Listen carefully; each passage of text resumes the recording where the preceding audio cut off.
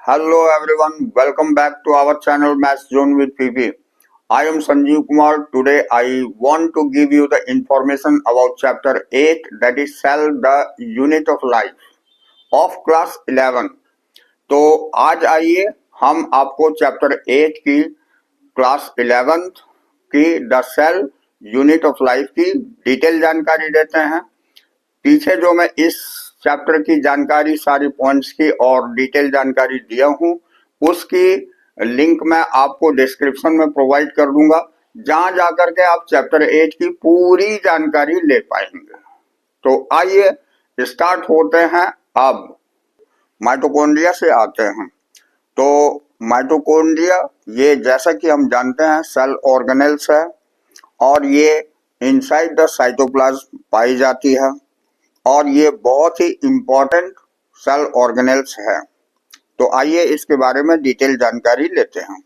Mitochondria that is singular mitochondrion होती है, unless specially stained are not easily visible under the microscope.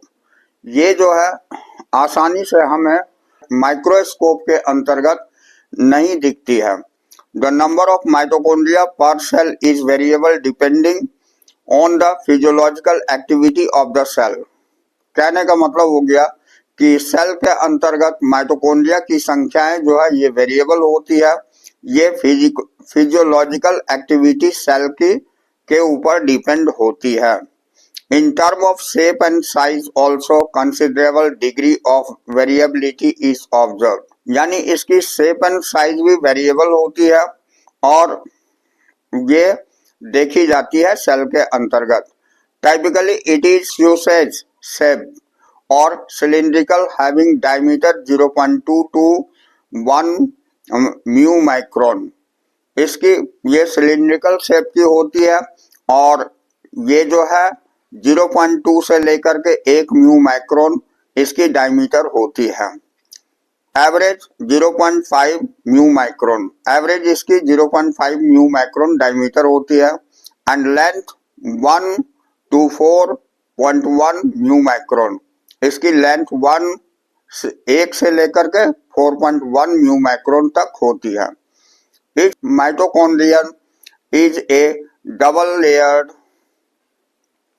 Double membrane bound structure. जितने भी माइक्रोकॉन्ड्रिया होती है ये डबल लेयर की होती है इसकी structure, with the outer membrane and inner membrane, जो कि आउटर और इनर मेम्ब्रेन में डिवाइडेड होती है। It's lumen distinctly into 2 aqueous compartment. इसके ल्यूमेन में 2 एक्वस कंपार्टमेंट होती है, that is the outer compartment and the inner compartment. यानी एक आउटर कंपार्टमेंट होती है और एक इनर कंपार्टमेंट होती है। The inner compartment is filled with a dense homogeneous substance। Inner compartment में एक होमोजेनस सब्सटेंस से ये फील्ड होती है, जिसे आर कॉल्ड, ये सब्सटेंस कॉल्ड द मैट्रिक्स, जिसे मैट्रिक्स बोलते हैं।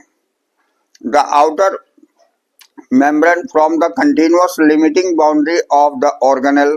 आउटर मेम्ब्रेन जो होती है ये आपको कंटिन्यूअस लिमिटिंग बाउंड्री ऑर्गेनेल की बनाती है। The inner membrane forms a number of infolding called the cristae. और इनर मेम्ब्रेन जो है वो फोल्डेड होती है, जो क्रिस्टी फॉर्म करती है, सिंगुलर जिसका क्रिस्टा है। तो ये टुवर्ड्स द मैट्रिक्स, मैट्रिक्स की तरफ the cristae increase the surface area, cristae की सरफेस एरिया इंक्रीज होती है। The two membrane have their own specific enzyme. दोनों मेम्ब्रेन के अंतर्गत एक स्पेसिफिक एंजाइम एसोसिएटेड होती है विद द माइटोकॉन्ड्रियल फंक्शन, जो माइटोकॉन्ड्रिया की फंक्शंस प्रोवाइड करती है। Mitochondria are the sites of aerobic respiration. Mitochondria aerobic respiration की साइट होती है, यानी एरोबिक रेस्पिरेशन सेल के अंतर्गत माइटोकॉन्ड्रिया में ही होती है। तो they produce cellular energy in the form of ATP. जो कि सोलर एनर्जी फॉर्म करती है एटीपी के रूप में।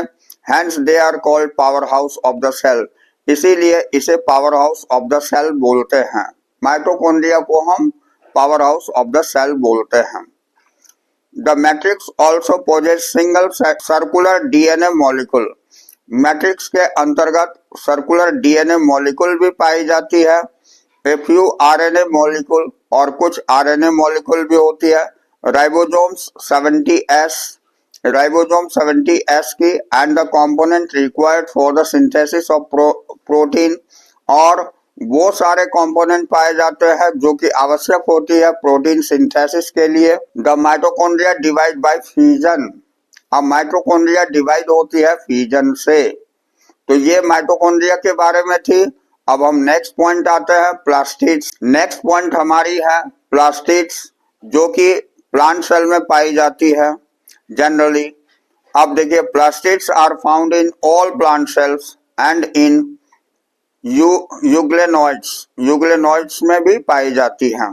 These are easily observed under the microscope as they are large, ये आसानी से माइक्रोस्कोप में देख सकते हैं इसे, क्योंकि इसकी साइज लार्ज होती है। They bear some specific pigment, इसमें कुछ खास विशिष्ट पिगमेंट पाई जाती है। Pigment that means colours, thus imparting specific colours to the plant, जो कि हमारे प्लांट को अलग अलग कलर प्रोवाइड करती है। Based on the types of pigment, pigment के टाइप्स पर आधारित होकर के plastids can be classified, plastid को हम क्लासिफाई करते हैं 3 ग्रुप में, that is chloroplast, chromoplast and leucoplast. ये क्लोरोप्लास्ट, क्रोमोप्लास्ट और ल्यूकोप्लास्ट होती है।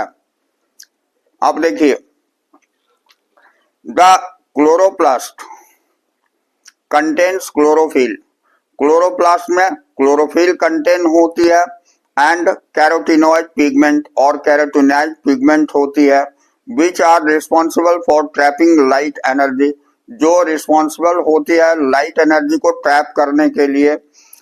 इसेंशियल फॉर फोटोसिंथेसिस, जो फोटोसिंथेसिस के लिए आवश्यक होती है। In the chromoplast fat soluble carotenoid pigment like carotene और जैंथोफाइल्स एंड अदर आर प्रेजेंट।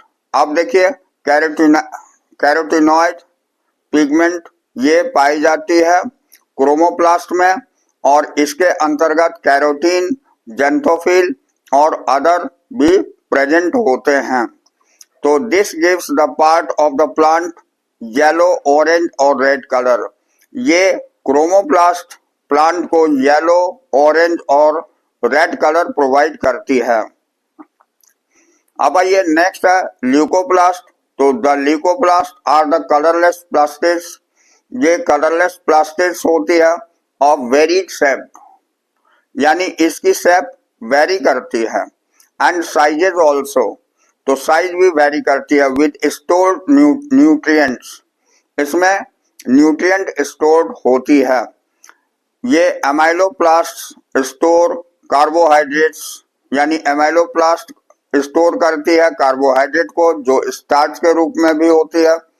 अब फॉर एग्जांपल पोटैटो, इसमें elaioplast store oils and fat, elaioplast जो है ऑयल्स और फैट को स्टोर करती है। वेयर एज, जबकि एल्यूरोप्लास्ट स्टोर्स प्रोटीन, एल्यूरोप्लास्ट जो है ये प्रोटीन को स्टोर करती है। अब आइए, majority of the chloroplast of green plants, यहाँ पर देखिए ये आपको क्लोरोप्लास्ट की सेक्शनल व्यू दिखाई गई है। इसके ये पार्ट्स को जानना जरूरी है, तो ये आप देख लीजिए, ये आउटर मेम्ब्रेन है और ये इनर मेम्ब्रेन है, ये ग्रेनम है, ये थैलोकॉइड और ये स्ट्रोमा लैमेली है। तो यही जो आपको ग्रेनम होती है, इसी के अंतर्गत लाइट जो है, लाइट आपको अडाप्ट होती है फोटोसिंथेसिस के लिए, ठीक है। और ये सारे फंक्शंस होती है इन प्रोसेस ऑफ फोटोसिंथेसिस, ठीक है। तो आइए अब हम आगे चलते हैं। तो majority of chloroplast of the green plant are found in mesophyll cells of the leaves. अधिकांश क्लोरोप्लास्ट जो है लीफ के मेसोफिल सेल्स में पाए जाते हैं। दीज आर लेंस शेप, ये लेंस शेप की होती है, ओवल भी होती है, स्फेरिकल भी होती है, डिस्कॉइड भी होती है और इवन रिबन लाइक ऑर्गेनेल्स, और रिबन लाइक ऑर्गेनेल्स भी होती है, हैविंग वेरिएबल लेंथ, जिसकी वेरिएबल लेंथ 5 से 10 म्यू माइक्रोन होती है और जिसकी वाइट 2 से 4 म्यू माइक्रोन होती है। तो देयर नंबर वेरीज फ्रॉम 1 पर सेल एट द क्लेमाइडोमोनास। ये नंबर वेरीज करती है, एक से भी शुरू होती है, जैसे क्लेमाइडोमोनास में एक ही पाई जाती है। A green alga to 20 to 40 per cell in the mesophyll. Mesophyll में ग्रीन एल्गा में आपको 20 से 40 भी पाए जाते हैं। अब देखिए यहां मैं दिखाता हूं, लाइक माइटोकॉन्ड्रिया, माइटोकॉन्ड्रिया की तरह the chloroplast are also double membrane bound. Chloroplast भी डबल मेम्ब्रेन बाउंड होती है। Of the two an inner chloroplast membrane is relatively less permeable, और ये क्लोरोप्लास्ट लेस परमिएबल होती है। The space limited by the inner membrane of the chloroplast is called stroma. तो जो space limited होती है क्लोरोप्लास्ट में, जिसे हम स्ट्रोमा बोलते हैं, in number of organised flattened membranous sacs, ये फ्लैटेंड मेम्ब्रेनस सैक्स की बनी होती है, कॉल्ड द थाइलेकोइड, जिसको हम थाइलेकोइड बोलते हैं, are present in the stroma, ये प्रेजेंट होती है हमारी स्ट्रोमा में। अब thylakoids are arranged in stack like the piles of coin, ये एकदम कॉइन की तरह पाइल से ये अरेंज्ड होती है, कॉल्ड ग्रेना, जिसको हम ग्रेना बोलते हैं, सिंगुलर ग्रेनम होती है। और the integral thylakoid in the addition there are flat membranous tubules, और उसमें एक ग्रेना से दूसरे ग्रेनम में आपको अटैच करने के लिए एक फ्लैट ट्यूब्यूल्स होती है, कॉल्ड द स्ट्रोमा, जिसे स्ट्रोमा लैमेली बोलते हैं। Connected the thylakoid of the different grana, जो कि थाइलेकोइड को डिफरेंट ग्रेना से कनेक्ट करती है। The membrane of thylakoid enclose space, membrane thylakoid की एनक्लोज स्पेस को करती है, कॉल्ड ए ल्यूमेन, जिसे ल्यूमेन बोला जाता है। The stroma of the chloroplast contain enzymes, stroma chloroplast की जो है वो एंजाइम कंटेन करता है, requires for the synthesis of carbohydrates and protein, जो कि कार्बोहाइड्रेट और प्रोटीन की सिंथेसिस के लिए रिक्वायर्ड होती है। अब आइए, it also contains small double standard circular DNA, इसमें छोटा लेकिन डबल स्ट्रैंड की सर्कुलर डीएनए पाई जाती है मॉलिक्यूल, एंड राइबोसोम, इसमें राइबोसोम और डीएनए की मॉलिक्यूल भी पाई जाती है। अब chlorophyll pigments are present in thylakoid, chlorophyll pigment जो है थाइलेकोइड में प्रेजेंट होते हैं। The ribosome of the chloroplast are smaller, ribosome chloroplast की छोटी होती है, ये 70S की होती है। Then the cytoplasm ribosome, cytoplasm की राइबोसोम से, तो साइटोप्लाज्म की राइबोसोम 80S की होती है और इसमें छोटी होती है 70S की होती है। तो आइए यहां तक हमने क्लोरोप्लास्ट की जानकारी ली। अब हम नेक्स्ट टॉपिक पर आते हैं, ये है राइबोसोम। तो राइबोसोम क्या होती है और इसका क्या फंक्शंस है, इसके बारे में डिटेल जानकारी लेते हैं, जो हमारी सेलुलर ऑर्गेनेल कहलाती है। अब आइए देखते हैं, ribosome are granular structure first observed under the electron microscope as dense particle by George Palade. ये जॉर्ज पैलेडी के द्वारा फर्स्ट टाइम देखा गया था। ये ग्रैन्युलर स्ट्रक्चर होती है इसकी राइबोसोम की, और ये 1953 में देखा गया था। They are composed of ribonucleic acid, ये राइबोन्यूक्लिक एसिड की बनी होती है। आरएनए जिसे बोलते हैं, एंड प्रोटीन्स और प्रोटीन की बनी होती है, and are not surrounded by the membrane, और ये मेम्ब्रेन से सराउंडेड नहीं होती है। The eukaryotic ribosomes are 80s, इसकी साइज 80s की होती है, while the prokaryotic ribosomes are 70s, लेकिन प्रोकैरियोटिक राइबोसोम्स जो होती है वो 70s की होती है, यानी छोटी होती है। Each ribosome has 2 सब यूनिट्स, इसके 2 सब यूनिट्स होते हैं, लार्जर एंड स्मॉलर सब यूनिट, जो लार्जर और स्मॉलर होते हैं। The 2 subunits of 80s ribosomes are 60s and 40s, while that of 70s ribosomes are 50s and 30s.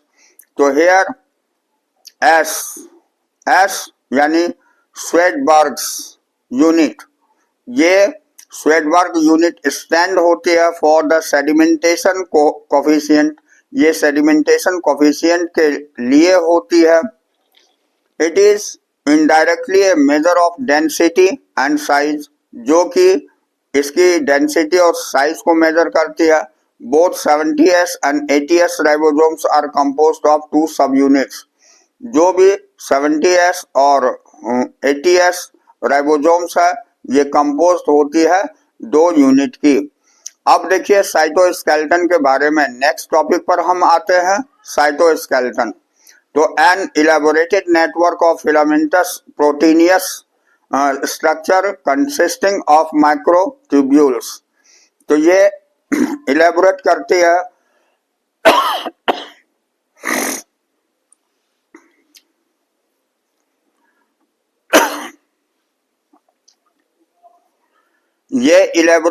है नेटवर्क को फिलामेंटस प्रोटीनेशियस स्ट्रक्चर को, जो कंसिस्ट करती है माइक्रोट्यूब्यूल्स की।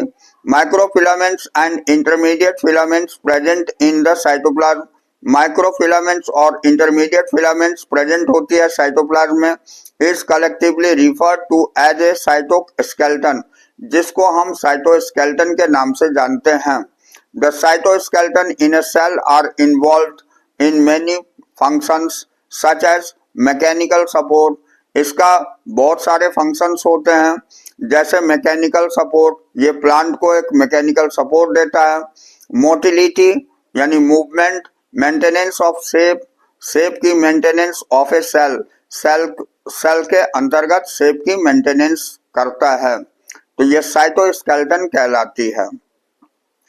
अब यहाँ देखिए, ये आपको दिया हुआ है कि section of cilia flagella showing different parts, electron micrograph, ये diagrammatic representation of internal structure इसमें दिखाई गई है।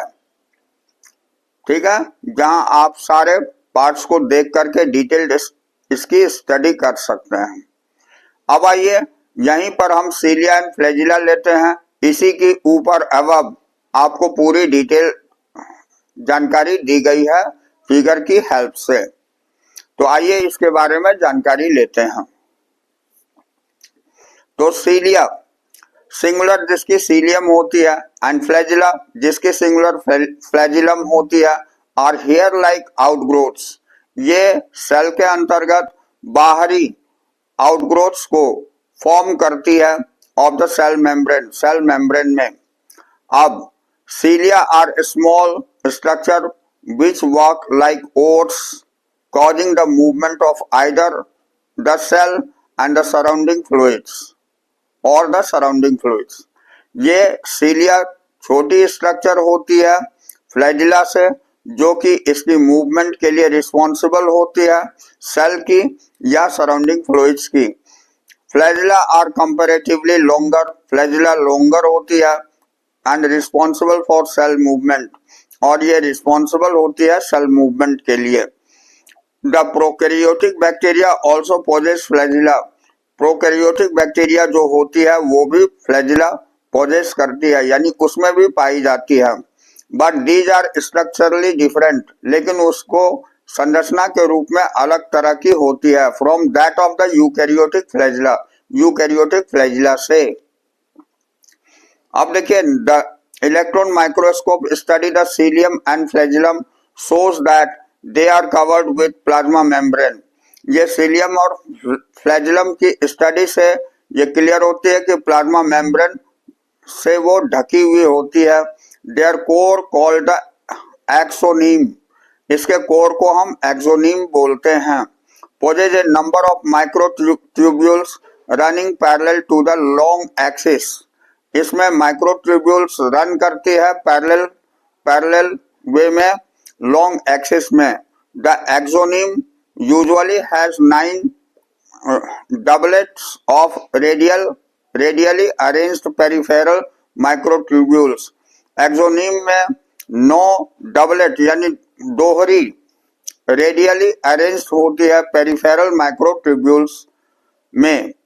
अब तो and a pair of centrally located microtubules, और एक पेयर सेंट्रली लोकेटेड माइक्रोट्यूब्यूल्स होती है. Such an arrangement of axonemal microtubules is referred as to 9+2 array.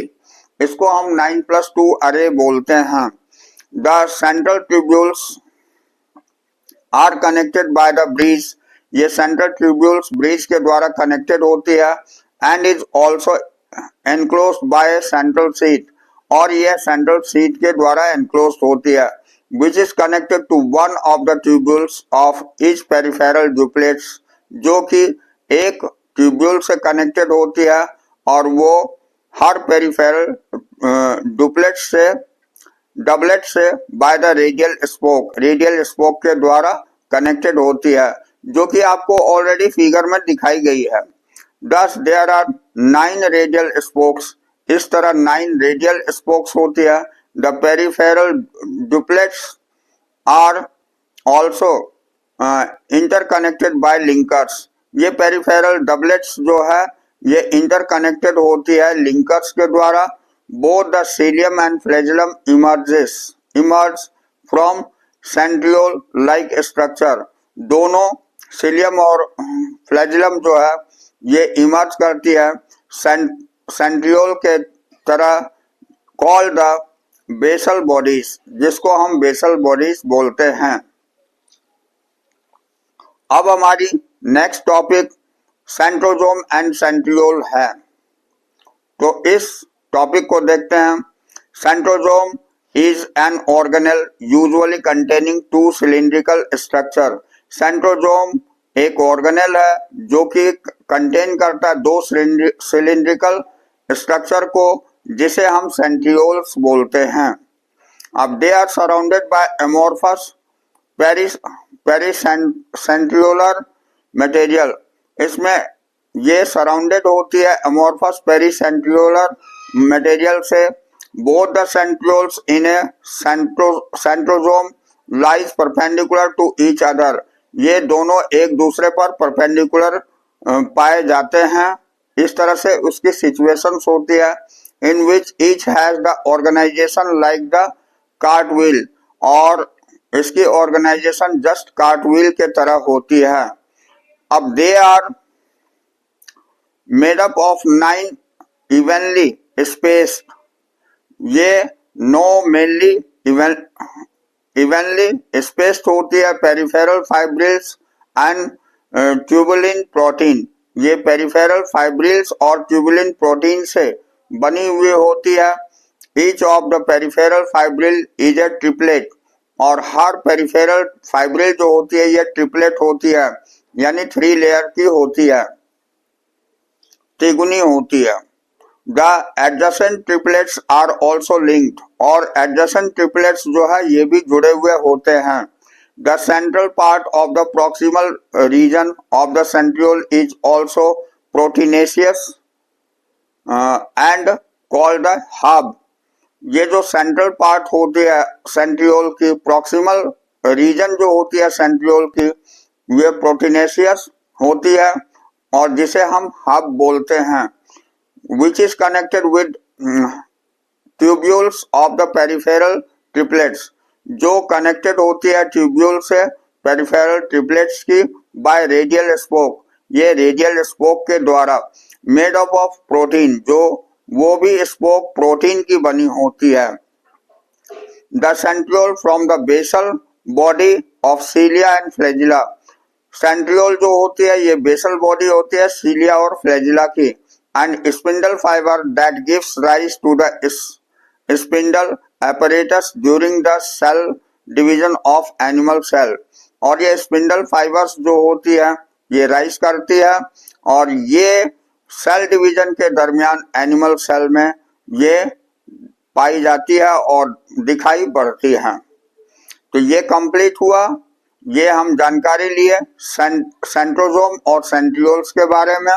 अब हम आते हैं the main part of the cell is called nucleus, जहां से जितने भी सेल ऑर्गेनेल्स की जानकारी हमने ली ये सारे कंट्रोल्ड होते हैं और ये जनरली ये सिचुएटेड सेंट्रली होती है ऑफ द सेल, ये सेल के सेंटर में सिचुएटेड होती है। तो आइए इसकी डिटेल जानकारी लेते हैं। तो nucleus as a cell organelle was first described by Robert Brown as early as 1831।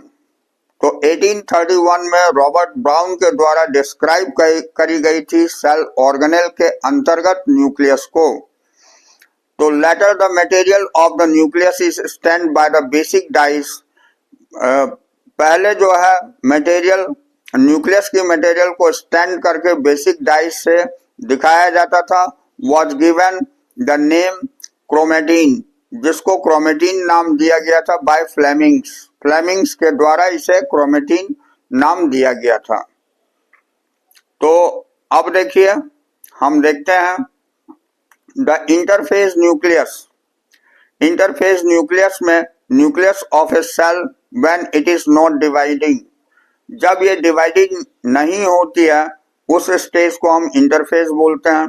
तो उस समय न्यूक्लियस कैसी होती है ये जानकारी लेते हैं। Has highly extended and elaborated nucleoprotein, इसमें हाईली एक्सटेंडेड और इलेबोरेटेड न्यूक्लियोप्रोटीन फाइबर्स पाए जाते हैं कॉल्ड क्रोमेटिन, जिसको हम क्रोमेटिन बोलते हैं। Nuclear matrix and one of the more spherical bodies called nucleoli. एक न्यूक्लियस के अंतर्गत एक छोटी स्फेरिकल बॉडीज पाई जाती है जिसको हम न्यूक्लियोलाई बोलते हैं, सिंगुलर जिसकी न्यूक्लियोलस होती है। अब electron microscopy has revealed that the nuclear envelope, electron microscope में हम न्यूक्लियर इन्वेलप भी देखते हैं, which consist of two parallel membrane which is space between. जो न्यूक्लियर मेम्ब्रेन दो लेयर की होती है जिसके बीच 10 से लेकर 50 नैनोमीटर की स्पेस पाई जाती है कॉल्ड पेरी न्यूक्लियर स्पेस, इसको हम पेरी न्यूक्लियर स्पेस बोलते हैं। फॉर्म ए बैरियर, ये बैरियर का काम करता है between the material present inside the nucleus, ये जो न्यूक्लियस के अंतर्गत मटेरियल पाई जाती है उसको रोकने का काम करती है न्यूक्लियस के अंदर ही। And that of the cytoplasm, इसे साइटोप्लाज्म में नहीं जाने दिया जाता है, यानी दोनों के बीच डिफरेंशिएट करता है ये nuclear membrane. The outer membrane usually remain continuous with the endoplasmic reticulum, और आउटर मेम्ब्रेन में एंडोप्लाज्मिक रेटिकुलम के साथ कंटिन्यूअस होती है। एंड ऑल्सो बियर राइबोसोम, और उसमें ही राइबोसोम भी पाए जाते हैं on it. At the number of places the nuclear envelope is interrupted by minute pores. अब न्यूक्लियर इन्वेलप जो है ये इंटरप्टेड होती है माइन्यूट पोर से, which are formed by the fusion, जो फ्यूजन से बनती है, ऑफ इट्स टू मेम्ब्रेन, दो मेम्ब्रेन की फ्यूजन से बनती है। These nuclear pores are the passage through which movement of RNA and protein molecules takes place. इस न्यूक्लियर पोर से आरएनए और प्रोटीन मॉलिक्यूल्स जो है पास आउट होती है इन बोथ डायरेक्शंस, दोनों ही डायरेक्शंस में, between the nucleus and cytoplasm, यानी न्यूक्लियस में भी जाती है और साइटोप्लाज्म में भी जाती है। Normally there is only the nucleus per cell, variations in the number and nuclei are also frequently और ऑब्जर्व्ड। इसमें वेरिएशन न्यूक्लियाई की देखी जाती है। Can you recollect names the organism that have more than one nucleus per cell? क्या आप ये collect कर सकते हैं? तो ये आप फाइंड आउट करेंगे तो मिल जाएगी। Some mature cell even lack nucleus. कुछ मैच्योर सेल में न्यूक्लियस की कमी होती है। For example erythrocytes of many mammals. बहुत सारे मैमल के इरिथ्रोसाइट्स में न्यूक्लियस नहीं होती है। And sieve tubes cells of vascular plant. और सीव ट्यूब सेल्स में वैस्कुलर प्लांट में नहीं पाई जाती है। Would you consider this cells as living? क्या आप ये कह सकते हैं कि ये लिविंग है? तो जी हाँ, ये लिविंग सेल्स ही है। अब द न्यूक्लियस मैट्रिक्स और the nucleoplasm contain nucleolus. Nuclear matrix और न्यूक्लियोप्लाज्म जो कंटेन करती है न्यूक्लियोलस में आर क्रोमेटिन। ये क्रोमेटिन होती है। द न्यूक्लियोलाई और स्फेरिकल स्ट्रक्चर। न्यूक्लियोलाई भी जो है ये स्फेरिकल स्ट्रक्चर की होती है, प्रेजेंट इन द न्यूक्लियोप्लाज्म, जो न्यूक्लियोप्लाज्म में प्रेजेंट होती है। The content of nucleolus is continuous with the rest of the nucleoplasm. ये nucleoplasm, the content of nucleolus की कंटेंट जो है ये कंटिन्यूस होती है बाकी न्यूक्लियोप्लाज्म से। As it is not a membrane bound structure, ये membrane bound structure नहीं होती है। It is a site for active ribosomal RNA synthesis. ये एक्टिव राइबोसोमल RNA सिंथेसिस की साइट होती है न्यूक्लियोलस। अब larger and more numerous nucleoli are present. बड़ा और बहुत सारे न्यूक्लियोलाई प्रेजेंट होते हैं इन सेल्स, सेल के अंतर्गत, actively carrying out protein synthesis, जो प्रोटीन सिंथेसिस के लिए एक्टिवली होती है। अब आगे देखते हैं। You may recall that the interface nucleus. अब हम इंटरफेस न्यूक्लियस की बात करते हैं।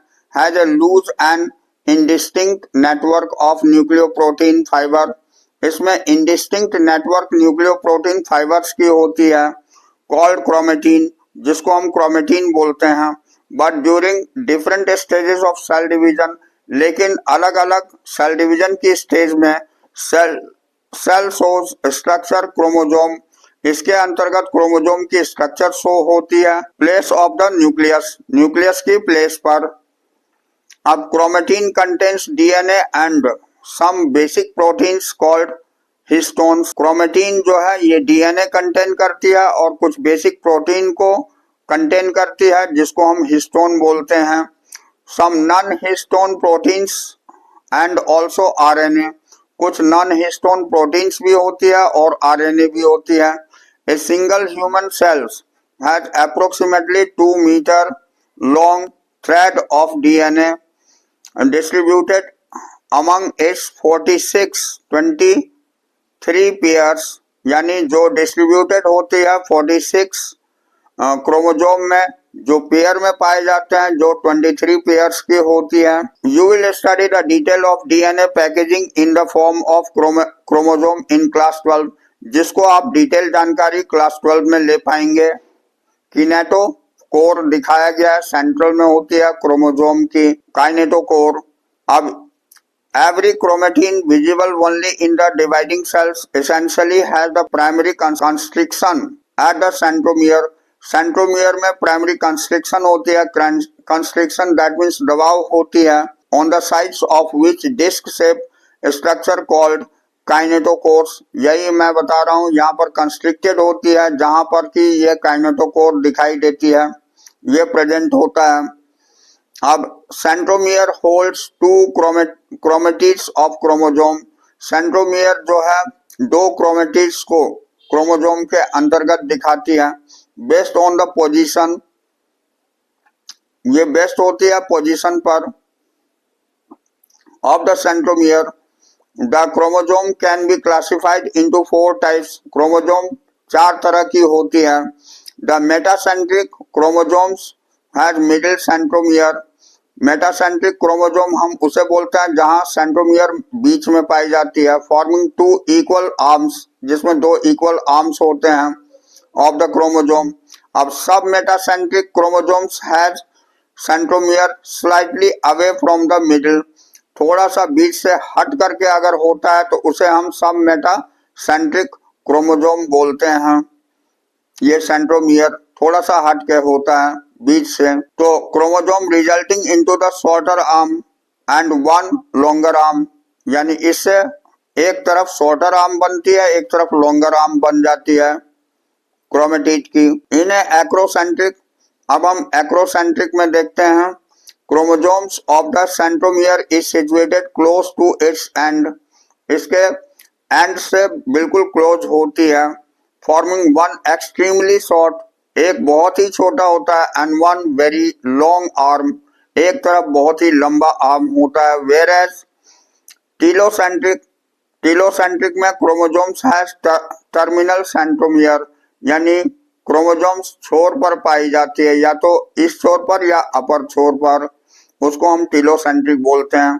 इस तरह आपने देखा कि क्रोमोसोम 4 तरह के होते हैं according to their structure: metacentric, submetacentric, acrocentric and telocentric.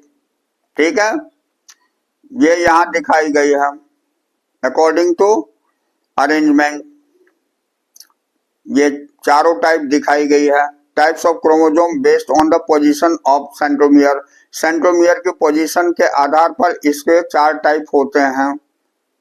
ठीक है, अब देखिए, sometimes a few chromosomes have non standing secondary constructions, कभी कभी कुछ क्रोमोसोम्स में नॉन स्टैंडिंग सेकेंडरी कंस्ट्रक्शंस पाई जाती है एट द कांस्टेंट लोकेशन पर। This gives the appearance of small fragments called the satellite, जो इसे स्मॉल फ्रैगमेंट्स के रूप में देखी जाती है, जिसे हम सैटेलाइट बोलते हैं। अब यहाँ माइक्रोबॉडीज है। Many membrane bound minute vesicles, बहुत सारे मेम्ब्रेन बाउंड माइन्यूट वेसिकल्स पाए जाते हैं, आर कॉल्ड माइक्रोबॉडीज, वो माइक्रोबॉडीज कहलाते हैं।